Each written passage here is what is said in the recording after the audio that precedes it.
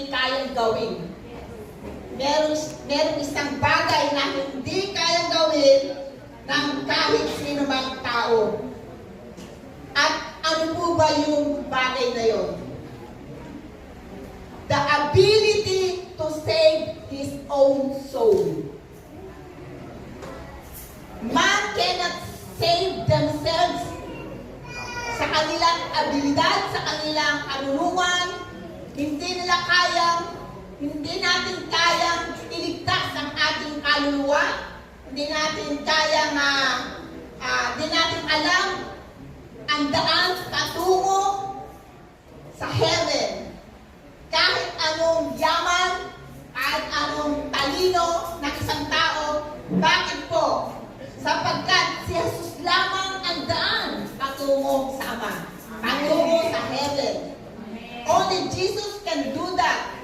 Amen. Maliban po na tayo ay manampalataya sa Panginoon, ay hindi po natin makakamit ang kaligtasan. Amen? Amen.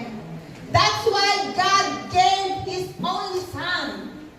Our God is a giving God. Amen? Amen. John 3:16 says, "For God so loved the world that He gave His only begotten Son, that whoever believes in Him should not perish, but have eternal life."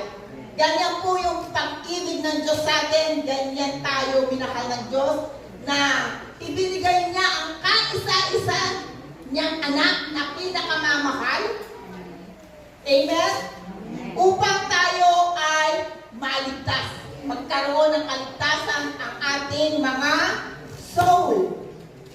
And God is a giving God. Hindi lang po siya giver, kundi ang pagbibigay niya ay meron pong sacrifice.